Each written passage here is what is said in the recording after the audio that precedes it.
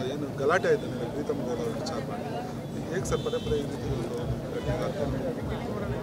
ನಿನ್ನೆ ದಿನ ನಮ್ಮ ನಾಯಕರಾದಂಥ ಕುಮಾರಣ್ಣವರು ಕೇಂದ್ರದ ಸಚಿವರು ಈಗಾಗಲೇ ನಿನ್ನೆ ನಡೆದಂಥ ಏನೋ ಒಂದು ಘಟನೆಯ ವಿಚಾರವಾಗಿ ಪ್ರತಿಕ್ರಿಯೆಯನ್ನು ಕೊಟ್ಟಿದ್ದಾರೆ. ನಮ್ಮ ಕಾರ್ಯಕರ್ತರಿಗೆ ಒಂದು ಸ್ಪಷ್ಟ ಸಂದೇಶವನ್ನು ರವಾನೆ ಮಾಡಿದ್ದಾರೆ.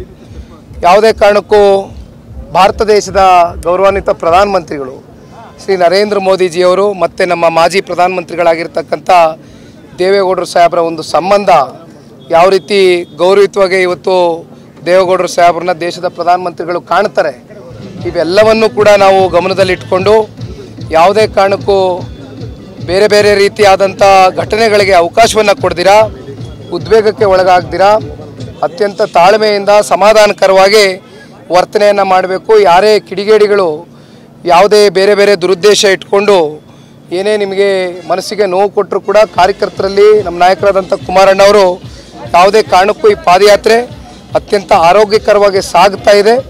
ಸಾರ್ವಜನಿಕರ ಹಿತಾಸಕ್ತಿಯಿಂದ ರಾಜ್ಯದ ಸಂಪತ್ತನ್ನು ಲೂಟಿ ಮಾಡಿರ್ತಕ್ಕಂಥ ಈ ಭ್ರಷ್ಟ ಕಾಂಗ್ರೆಸ್ನ ವಿರುದ್ಧವಾಗಿ ಸಾಗ್ತಾ ಇರ್ತಕ್ಕಂಥ ಈ ಪಾದಯಾತ್ರೆಯಲ್ಲಿ ಎಲ್ಲೂ ಕೂಡ ಸಣ್ಣ ಪುಟ್ಟ ಲೋಪದೋಷಗಳು ಕಂಡರೂ ಕೂಡ ನೀವೆಲ್ಲರೂ ಕೂಡ ದಯಮಾಡಿ ಯಾವುದೇ ಕಾರಣಕ್ಕೂ ರಿಯಾಕ್ಟ್ ಮಾಡಬಾರ್ದು ಅಂತಕ್ಕಂಥದ್ದು ನಾಯಕರು ಹೇಳಿದ್ದಾರೆ. ಆದರೆ ಒಂದು ಮಂಡ್ಯ ಜಿಲ್ಲೆಯ ಎಲ್ಲ ನಮ್ಮ ಪಕ್ಷದ ಕಾರ್ಯಕರ್ತರುಗಳು, ವಿಶೇಷವಾಗಿ ಮಂಡ್ಯ ಜಿಲ್ಲೆ ಭಾಳ ಸ್ವಾಭಿಮಾನ ಇರತಕ್ಕಂಥ ಜಿಲ್ಲೆ, ಅತ್ಯಂತ ಸ್ವಾಭಿಮಾನಿಗಳು ನೆಲೆಸ್ತಕ್ಕಂಥ ಜಿಲ್ಲೆ ಇದು.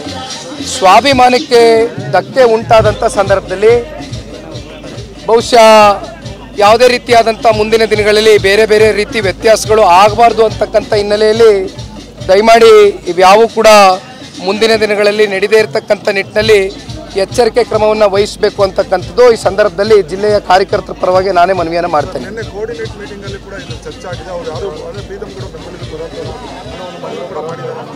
ನಿನ್ನೆ ಸಂಜೆ ರಾಜ್ಯ ಭಾರತೀಯ ಜನತಾ ಪಾರ್ಟಿಯ ನಾಯಕರು ಮತ್ತು ಕೋಆರ್ಡಿನೇಷನ್ ಕಮಿಟಿಯಲ್ಲಿ ಇವತ್ತು ಎರಡು ಪಕ್ಷದ ಕಡೆಯಿಂದ ಏನು ಕೋಆರ್ಡಿನೇಷನ್ ಕಮಿಟಿ ಸದಸ್ಯರುಗಳಿದ್ದಾರೆ ಕೂತು ಚರ್ಚೆಯನ್ನು ಮಾಡಿದ್ದಾರೆ. ನಿನ್ನೆಯ ಘಟನೆಯ ಒಂದು ವರದಿಯನ್ನು ದೆಹಲಿಗೆ ಒಪ್ಪಿಸಿರ್ತಕ್ಕಂಥದ್ದು ಈಗಾಗಲೇ ಆಗಿದೆ. ಹಾಗಾಗಿ BJPಯಿಂದ ಇವತ್ತು ಕೇಂದ್ರದಿಂದ ಯಾವ ರೀತಿ ಅವರ ಪಕ್ಷದ ಕಡೆಯಿಂದ ಕ್ರಮವನ್ನು ಕೈಗೊಳ್ಳಬೇಕು ಅವ್ರ ಕ್ರಮವನ್ನು ಕೈಗೊಳ್ತಾರೆ. ಥ್ಯಾಂಕ್ ಯು ಅಣ್ಣ, ಥ್ಯಾಂಕ್ ಯು.